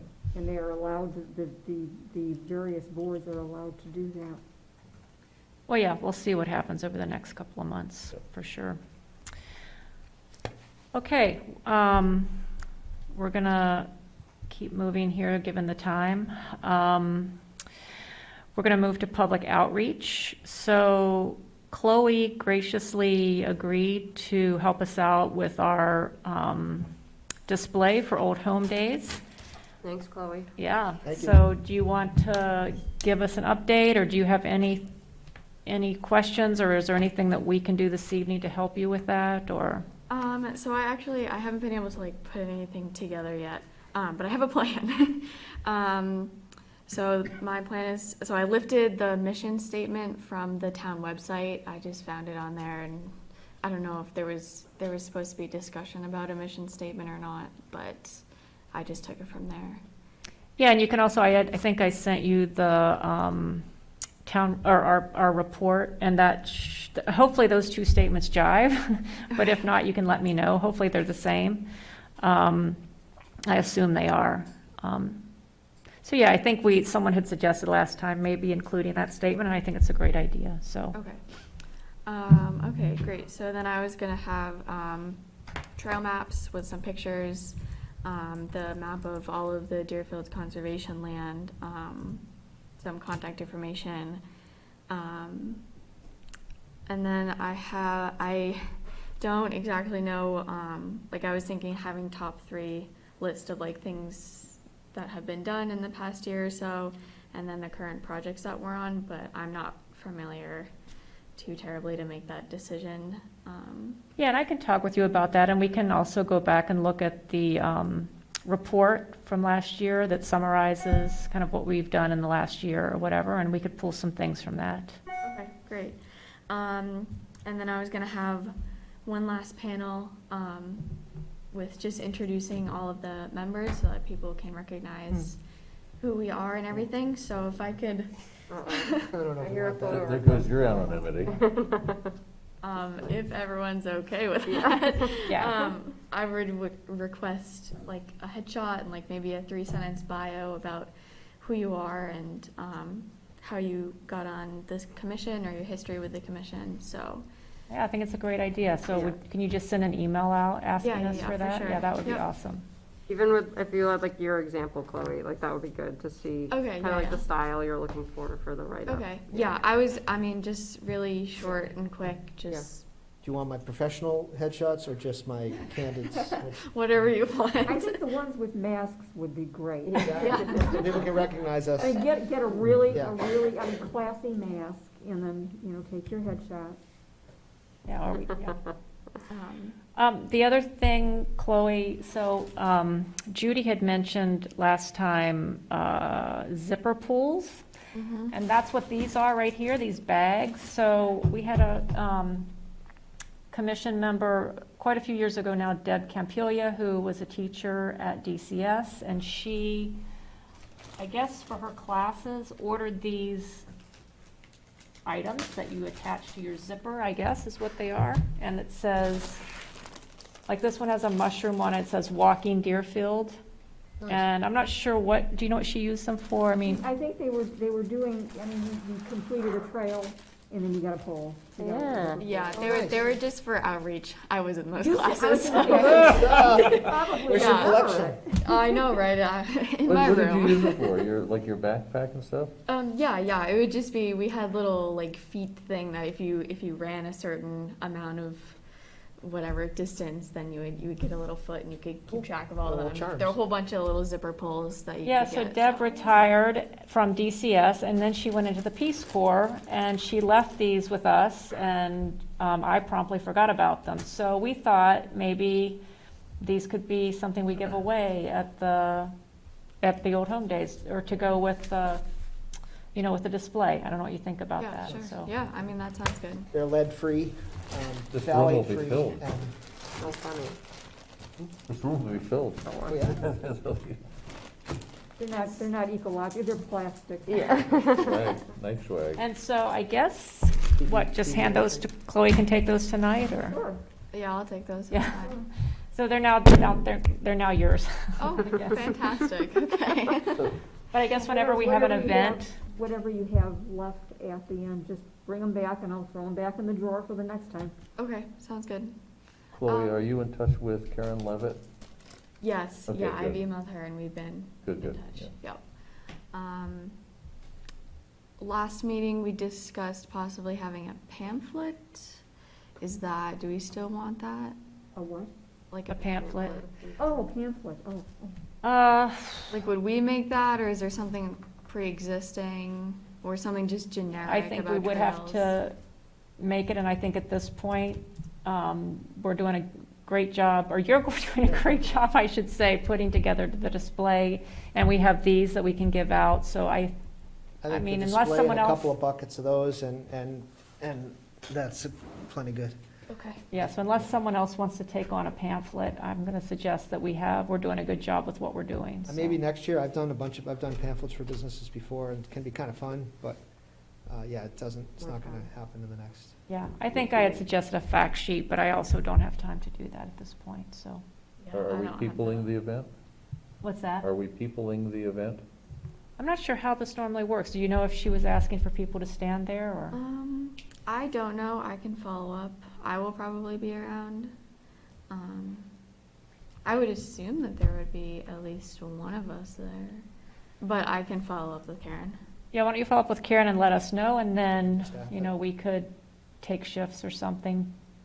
I mean, I assume it would be nice to have someone there to answer questions, or to say, here, have a zipper pool, here's what they're for. Make it up. Well, they're not key rings. It sounds like you're doing a great job, Chloe, so, thank you. Thank you. Yeah, thanks a lot. Yeah.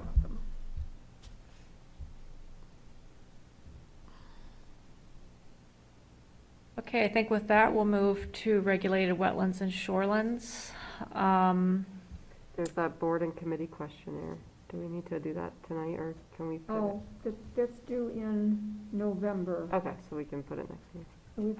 We can kick the can down the road a little bit. And I think it's probably something that Judy and I can fill out most of it, and then if we have questions, we can come and ask, as opposed to taking up a lot of time during the meeting. Great. Okay, so, under regulated wetlands, we have the potential wetland violation on Thurston Pond, and I believe Brian is gonna give us an update perhaps, or? Yes, my wife Maura and I submitted a wetland violation to the state, and it is currently in their system. They do have quite a log of violations to work through. And so, we also met with the BOS this evening on. And I'm sorry, Brian, but can you just back up and remind us all what happened? Yes, sorry. So I had contacted the landowner that the town-owned dam abuts, and he notifying him that the buttress to the granite bridge on the Class 6 road was going to be needing some repair in the future. And so he contacted the town, who contacted the state, because the state Dam Safety Bureau is responsible for those structures, although the town owns the structures. So it's Granite Bridge and Old Rock Collar Dam. And so the BOS and State Dam Bureau had a meeting at the site. They classified the dam as being in good condition. You know, this was during the very high water in July. They classified the dam as being in good condition. They didn't really speak to the upstream side of the buttress that I had alerted the landowner about. But they spoke to the overall structure of the dam. They said it was in good condition. The Beaver Dam, which is in addition to the man-made dam of 1772, needed to be managed along with the beaver population. And so the BOS agreed that there would be a management plan or some kind of plan put in place to manage the beaver and manage Beaver Dam. And that could have been as simple as me removing sticks from the dam, which in a conversation with Andy, he was in full agreement with. That week, John Harrington, the town administrator, noted to Steve Rollins, the town road agent, to go look at the Beaver Dam. And Steve Rollins, over a period of 3 days, removed the Beaver Dam. And so that took about 4 feet of water depth from Thurston Pond, and it's like 6 to 13 acres of wetland. So it dropped the water down, and he didn't do it specifically, but an employee of the highway department did. They removed the dam, they removed all the vegetation on the bank, they moved rocks aside, And so we brought this to VOS's attention, they were furious, they dragged Steve Rollins, into the meeting.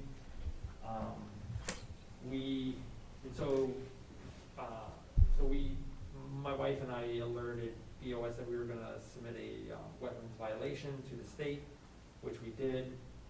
This evening, we spoke with the VOS about the future of the dam and future beaver management, and that's kind of where it's at. Ideally, it would be great to restore the historic rock collar, maybe put in a beaver bypass, Beaver deceiver, beaver receiver. beaver deceiver, yeah. Beaver receiver, restore the rock collar. I don't know to what extent that's all going to happen, but, the really important thing is the drop in water. You can't remedy that overnight unless I had an excavator.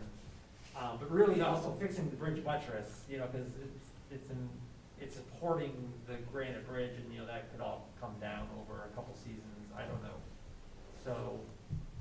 Brian, that's- was machinery used to remove the Yes. beaver dam? Okay. Yeah, excavator, dump truck, the whole 9 yards. Okay. Joanne? May I add something to that? Absolutely. You say that the highway agent went up to remove the beaver dam. There was hardly any beaver debris there. What was removed was the stones that were holding back a significant portion of the pond, and also the earthwork on both sides of the spillway outlet, I call it, along with this vegetation that was growing on that, which now I think possibly undermines the actual stone structure, because all of that protective stuff was just scraped off and shoved off to the side, and the stones were removed from the outlet. And when you say that, when we all say that the beaver dam was removed, there was far more than that little bit of beaver debris Yes, removed yeah. from that dam. It wasn't just beaver debris. Yeah, I've There never was very seen, little of that. I've never seen the rock dam. I mean, Kate Hartnett, the previous owner, had described it, and it sounded totally amazing. What I saw was the giant beaver dam there, but Joanne and previous owners have witnessed what was there before, and true to what Joanne said, the shoreline where all the rock structure of the dam was pretty much wiped clean, and the Water Commission was in the BOS meeting this evening, and they said, that's now sort of exposed to erosion and just, further deterioration of an otherwise good dam. Not to mention the drop in, it's a huge drop in water level to the pond. But And so now there is you said you've submitted a potential wetland violation to the state. Right, Okay. yeah, it was thorough. We included before and after images, all captioned, included all the abutters and the tax map info. And Do we have any idea how long it typically takes them to respond? I've called the Dam Safety Bureau, I've called the Wetlands Department. I did not get any return calls or emails from them. Yeah, they're probably just overloaded and underfunded, but it's in their queue. Okay. We did receive confirmation that they did receive it.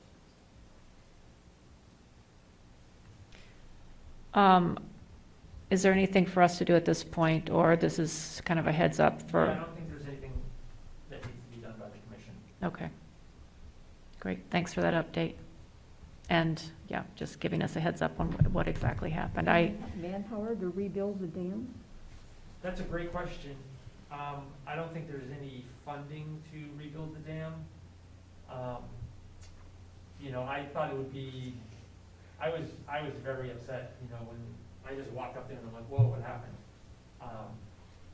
And so it would take, sort of a public campaign to generate donations, which could be donated to, like the Heritage Commission, which Errol mentioned, that could then pay the town to rebuild the structure. So there are ways to fund the project.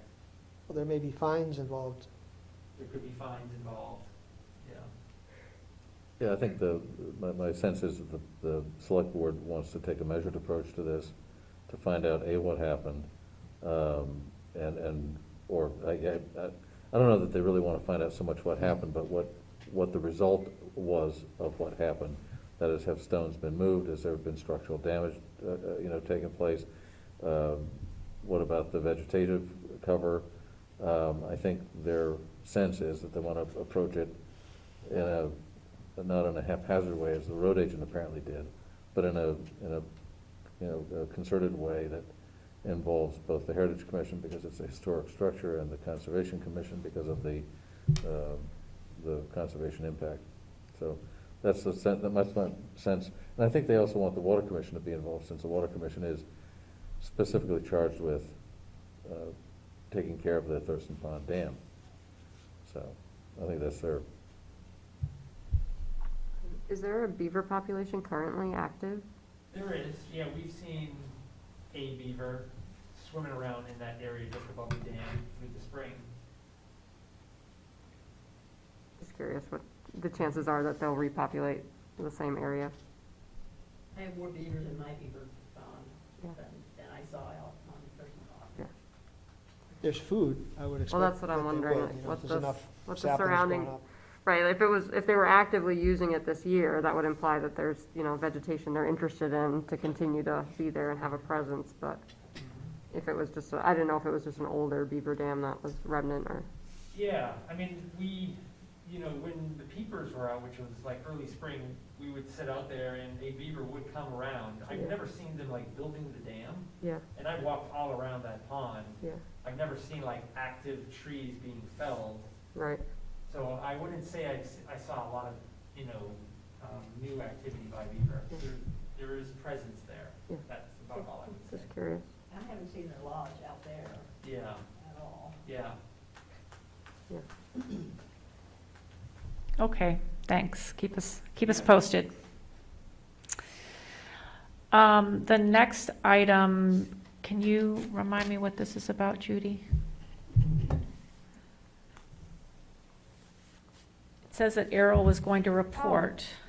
Francis and South Roads, Errol, you were gonna go take a look at the vernal pool that they were putting water in? You said that. Oh, I did. Reported. Yeah, Francis Road.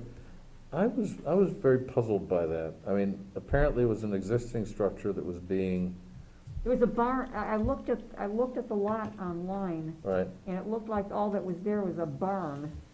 And that might have been, So I went out and I talked to the guy operating the excavator, and he claimed, and I don't even know, I didn't get his name, he claimed that it was a rebuild, he said that there had been a structure there, that they were rebuilding it. The entire foundation was full of water, and they were draining it out to the corner that was being discussed, and they had a little ditch out to that.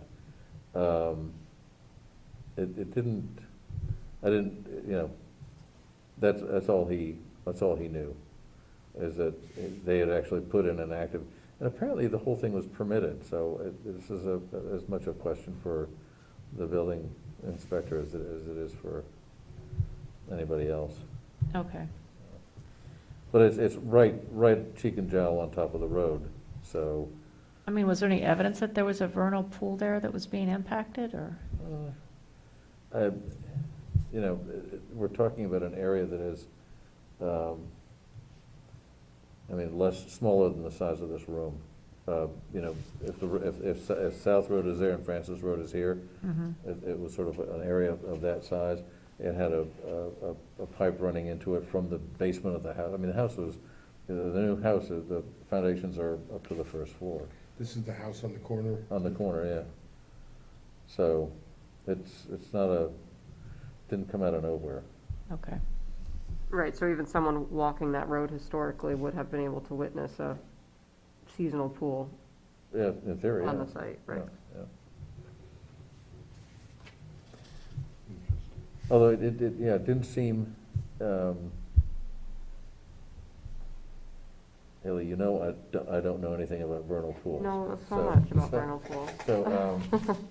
So, but it didn't seem like the amount of water that was coming out of the foundation was, it seemed like if there had been anything there beforehand, the water level would have been higher, given the amount of water coming out of the foundation. So they were actually pumping water out of the foundation into the wetter area? Well, it wasn't all that wet. I mean, it seemed like what had come out of what had been drained out of the foundation might have caused all of whatever was wet there. I see. Are you talking about by the road? Yeah, I walked my dog by there for years. I can't recall ever seeing a vernal pond there. this is right on the corner. Yeah. So there's South Road here, and the Yeah. building is in here. Yep. It didn't seem to me like there was a, And they've excavated enough now, it's all been disturbed, so it'd be hard to tell, but I recall that it's kind of being upland up in there, and not. I walk the other way, so I don't know. Okay, well, I will follow up with the person that sent the email, just based on, just giving an update that this is a permitted activity, and maybe they can follow up with the building inspector. South Road, yeah. Right to Eric, South yeah. Deerfield. Yep. Yep. Yep. And with your permission, in respect of the booth, the Old Home Day booth, I'd like to reach out to Fish and Game, see if I can get some of their brochures on vernal pools and how to recognize them, see if I can get them to give us some for that. Sure. Okay, I don't know if they have the actual physical brochures anymore. You're the one? Can I get those? Yes. Yeah, I'll send you some, or Along I'll with- get Chloe some. Along the same lines, I thought Kate Emerald was gonna be writing something on easements, which would also be something that would be informative on Old Home Day. Are they having their own table, or you're saying this would be part of ours? Would be something we could, if we were interested, we could feature. I don't know if Bear Paw Greenways is having a presentation. I don't know that the Heritage Commission's focus was on town instrumentalities, not private instrumentalities. So we're not, we didn't invite Bear Paw, we didn't invite the Historical Society, we didn't, invite other non-town functions. It's But you're all- saying maybe Bear Paw has a I think- pamphlet on conservation I think easements? he was working on a pamphlet on easements. I see. I can check in with her on that and let you know, Chloe. Well, I think that's a good idea, Joy, and thank you for bringing that up. But how many, Chloe, do you think you would want? Or, I don't have any idea. I don't know. I'll get some in the mail. I'll just send them directly to your house if you'd like, so you just have Yeah, everything sure. on place. Yeah, thank I don't know, like, Well, you 20? got the email from, Expect a small turnout. well, I mean, I don't know how many people are gonna pick up a pamphlet. I have no idea. I try to avoid that. I'll send you some.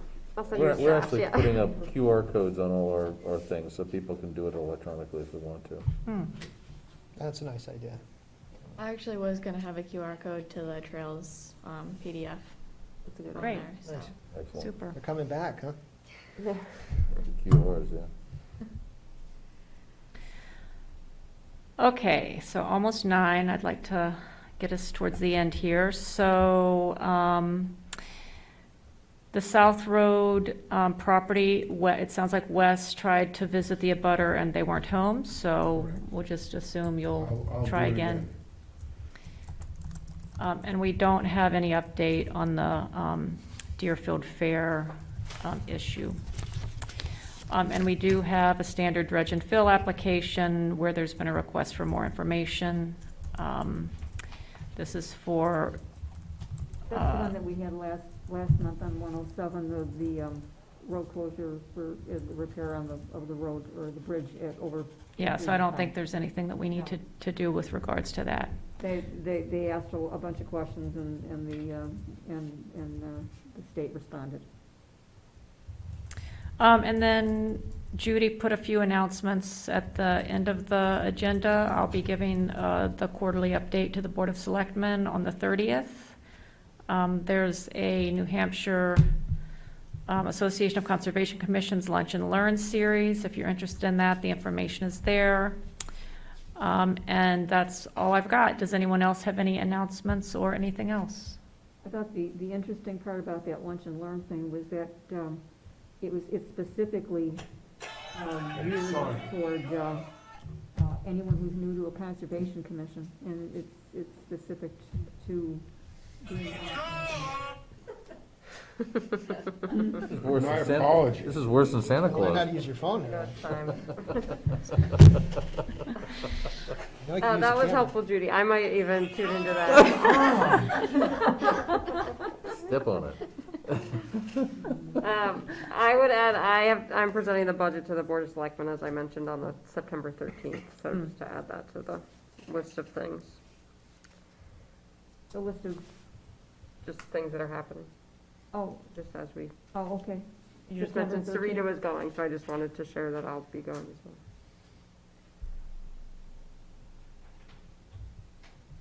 Any other questions, comments, or items? Motion to adjourn. Thanks so much, everyone. I think with that, we will adjourn. Thank you. Thanks What very time much. do you have? Because it's like exactly 2 hours from I have 8:58. 8:58. It's like it's on a schedule. Sometimes we get done earlier, but not often.